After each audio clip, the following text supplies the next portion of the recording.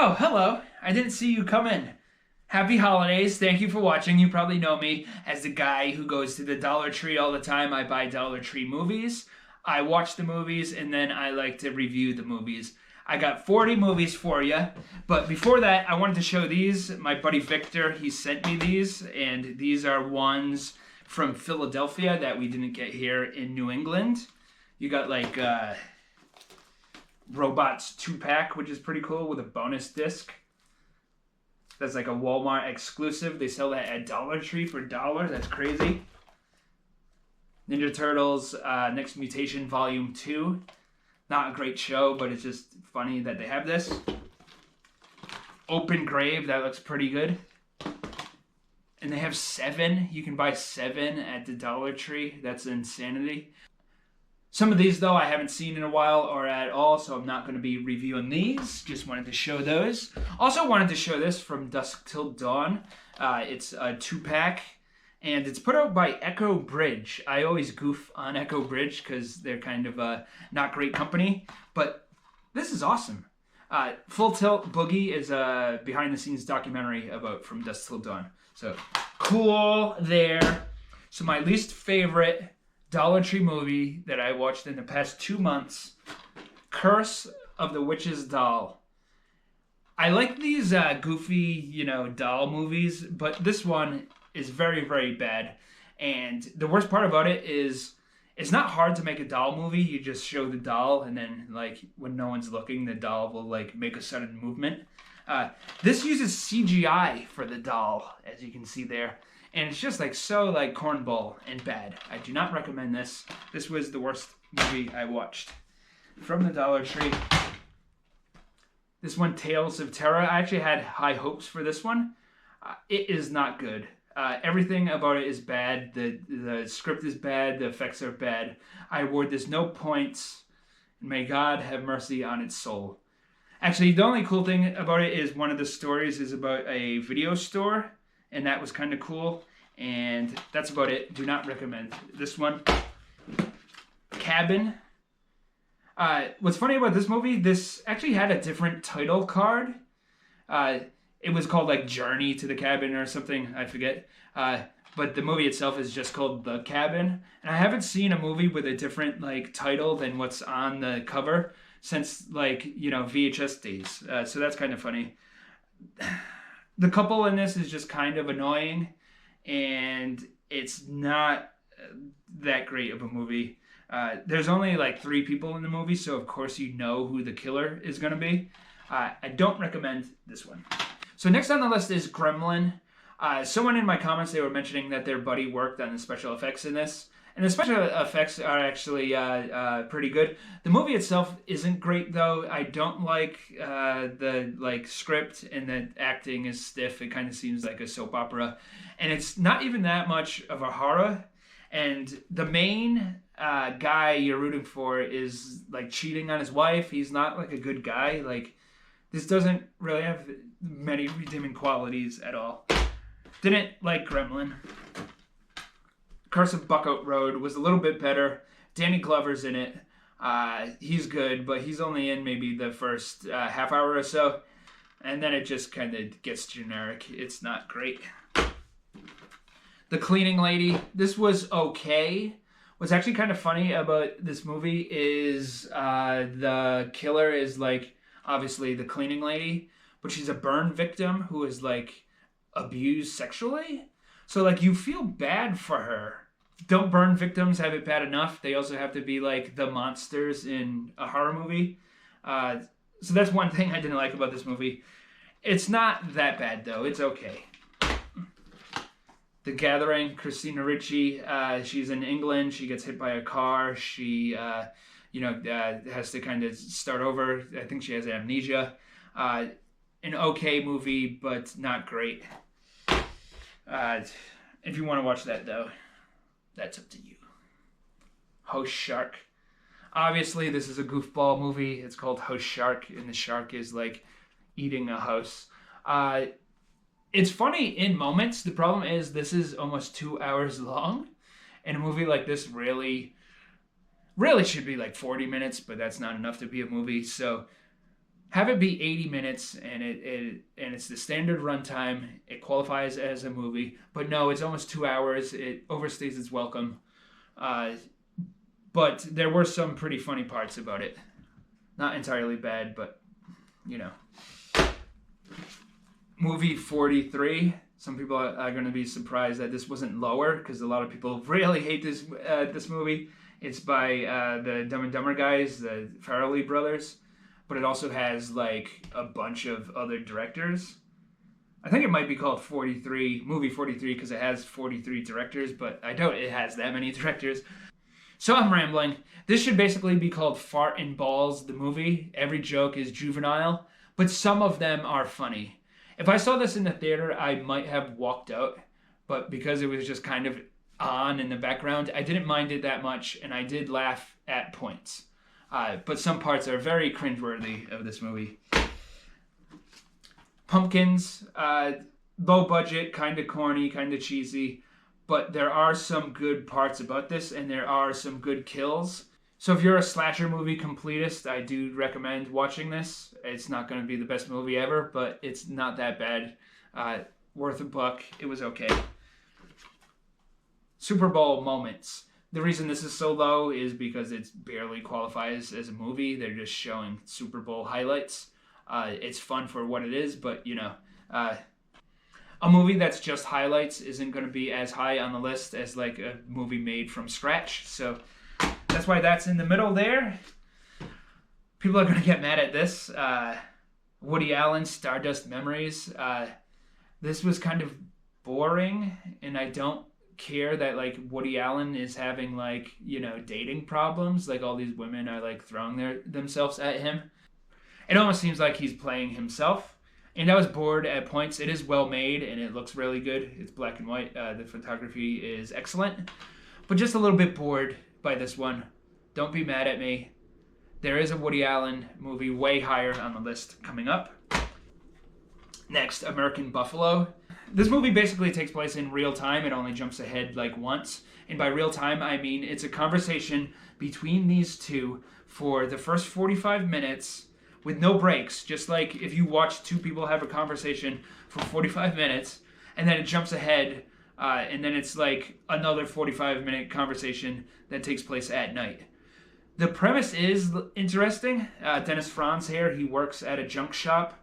And it seems like he has so few customers that because he sold a guy a nickel, a Buffalo nickel, he assumes that like the guy ripped him off because it must be worth a lot of money. And they plan on getting it back.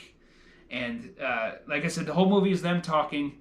It's kind of like Reservoir Dogs in the sense that like the heist itself like barely gets shown or doesn't get shown at all. There's just something about it, though, that's infuriating. Like, they kind of, like, just talk over each other the whole time. Like, one guy will talk to the other person, and then the other person will say something back, but without answering their question. And it just got really, really frustrating. So I don't recommend American Buffalo, even though it did have, like, a pretty cool premise at the start. Next movie here, All Creatures Here Below.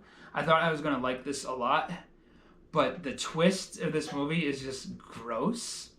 Now, it's not really fair to, like, judge a movie based on its content. So I see people on, like, IMDb, they don't like the Florida Project because they think, like, oh, you shouldn't have kids swear and they're poor. I don't like that the kids are poor.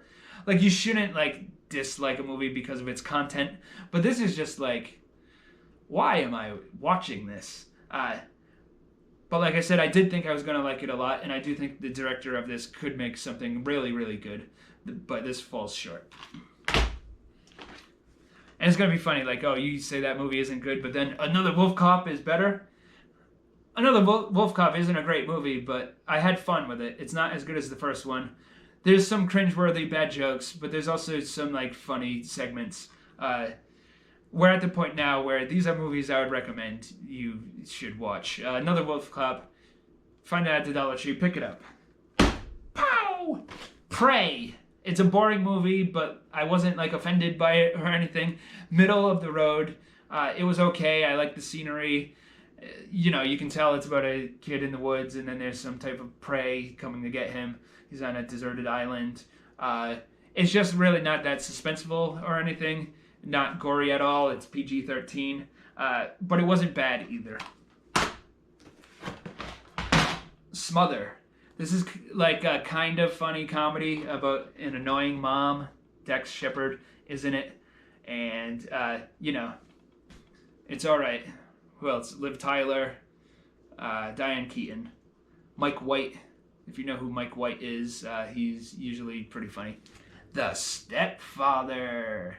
This is okay. It's not as good as the original, and it kind of seems like a Hallmark, like made-for-TV thriller type movie, but it's all right. If you find it at the Dollar Tree, you might want to pick it up.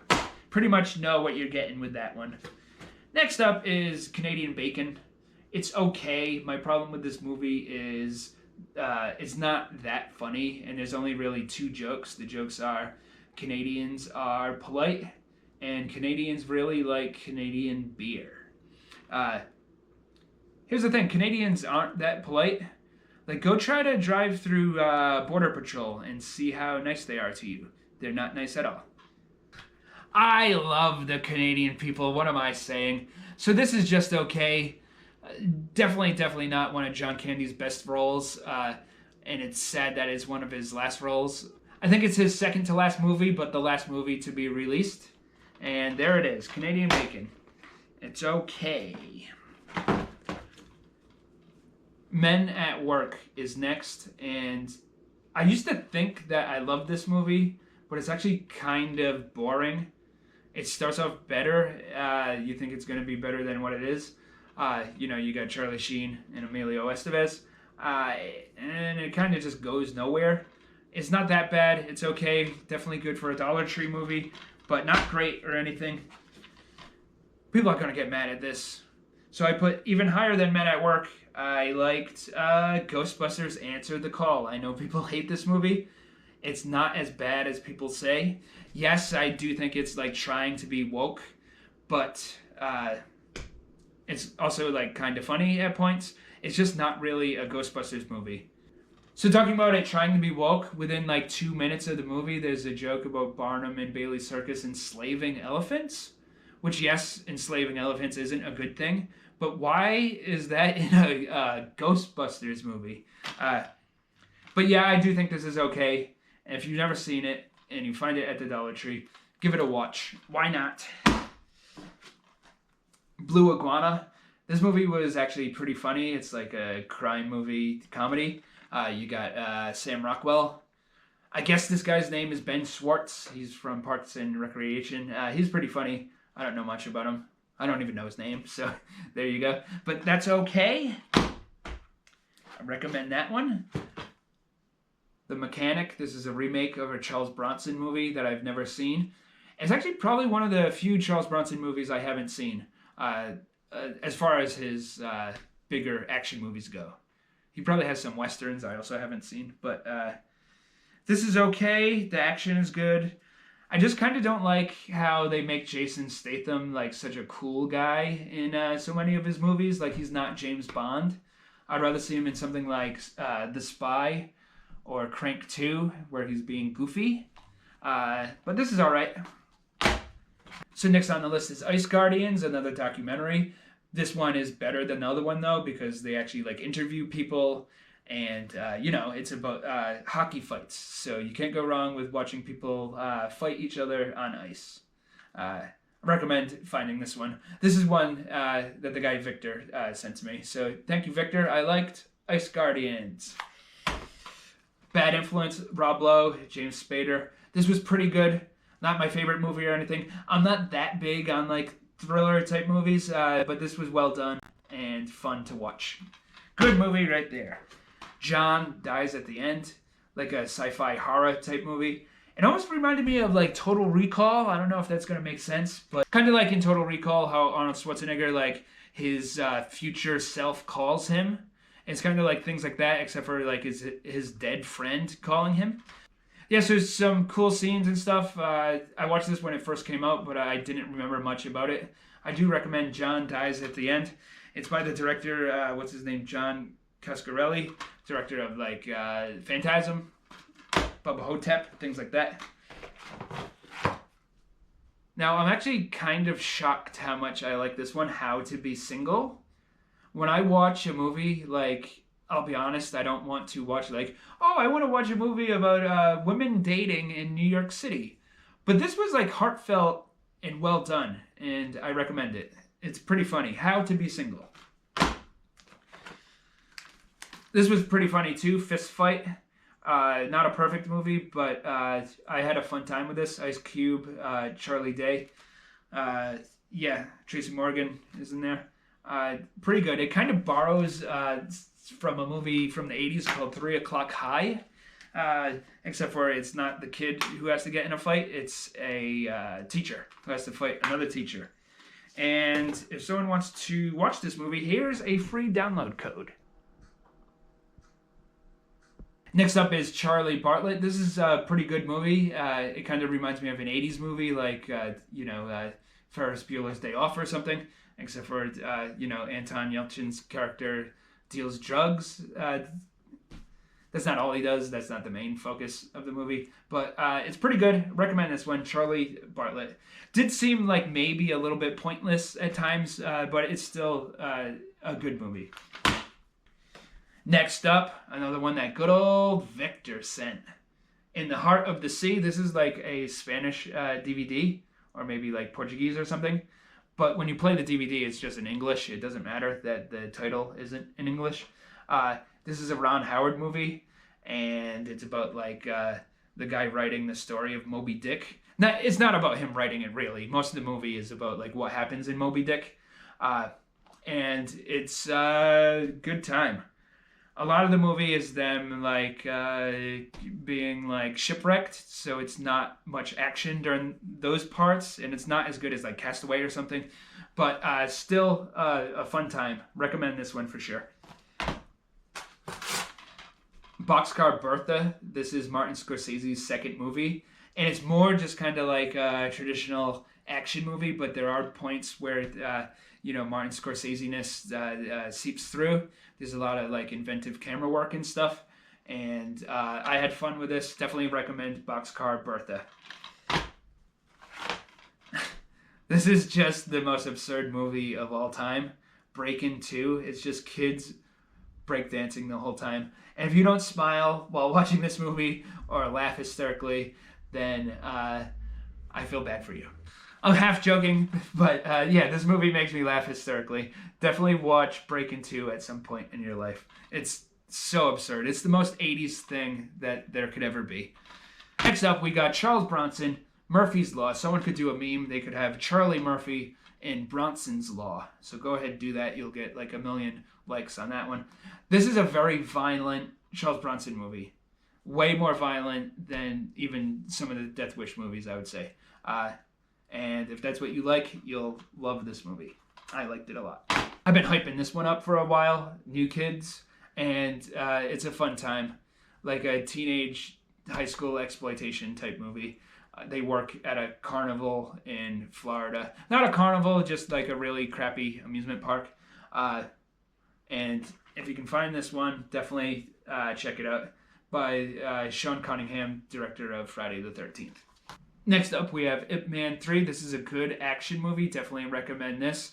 Really good fight scenes and stuff. Mike Tyson's in it. He plays the bad guy. But he's not like the main bad guy. He's just kind of like, a mini boss. And, definitely cool. Definitely watch this. Mike Tyson's dub seems very strange. Because it's Mike Tyson trying to sound, like, elegant. And it's just so bizarre. But yeah, watch Ip Man 3 if you find it. We're in the top 5 here. I like this movie a lot. This is actually considered one of Woody Allen's like lesser movies. I actually thought it was one of his best movies. Shadows and Fog. I think people consider this like a German expressionist influence movie, but I just thought it was supposed to be like a film noir. Not parody, because it's not like a joke, but just Woody Allen doing a film noir. And unlike most Woody Allen movies, people get strangled. So that's good. We like that.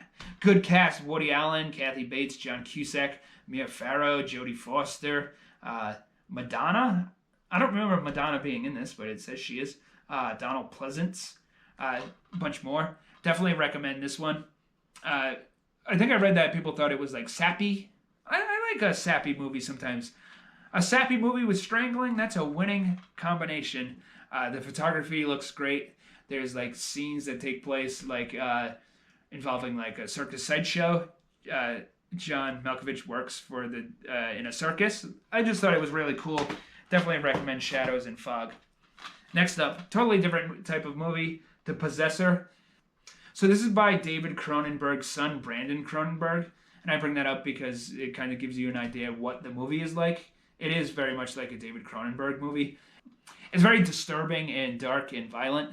And it's a fun time. I don't think I would watch it again anytime soon, just because how like disturbing it is at points. And apparently this is the cut version. And there's a director's cut out there. But this is super violent as it is. I can only imagine what was cut out of it. Definitely recommend The Possessor if you're into that type of movie. Next up, number 3. The third best Dollar Tree movie I watched in the past 2 months. Ip Man #1. It's just called Ip Man. It's not called Ip Man #1. But you get the point. Just great choreography, great fighting, a fun time. Definitely recommend Ip Man. I do prefer, like, say, like a Jackie Chan movie or something in his heyday, but Ip Man is good. Next up, number 2. I've already seen this movie, but I rewatched it, and the first time I saw it, I just thought it was okay. I kind of thought it was like an Alien ripoff. I was wrong. I liked it a lot better the second time, and the ending is absolutely fantastic. Life. Yeah. So Life, definitely a fun time. Definitely track this one down if you see it at Dollar Tree. So I put off buying this at Dollar Tree for a long time, and it just sat there for months, and I decided, oh, I might as well pick it up. And I did, and I'm very glad I did. Yeah. Life. And the number 1 Dollar Tree movie I watched in the past 2 months, drum roll please, Freaks. This movie is so cool. It's awesome. I don't really even want to say what it's about. Just go ahead and watch it, and I think you'll like it. It's a good time. Yeah, so that's it. I hope you enjoyed yourself. So I have all of these movies, these 40 movies that I just reviewed. I don't really have a use for them. I like to watch them, and then I get rid of them. If anyone wants these, $40, so $1 each, and I'll give you free shipping, message Flea Market Falcon on Instagram, and we can arrange that. And please like and subscribe if you enjoyed yourself. I'll see you next time around. Bye-bye. Happy holidays. Toodaloo. Here at the mall doing some Christmas shopping. I'm a big fan of the movie Dawn of the Dead. The basic theme of that movie is that consumers are zombies, which is pretty spot on. What I don't think George Romero realized, that in the future, so the consumers are also zombies, but the mall itself is also a zombie because it is dead in here. Santa!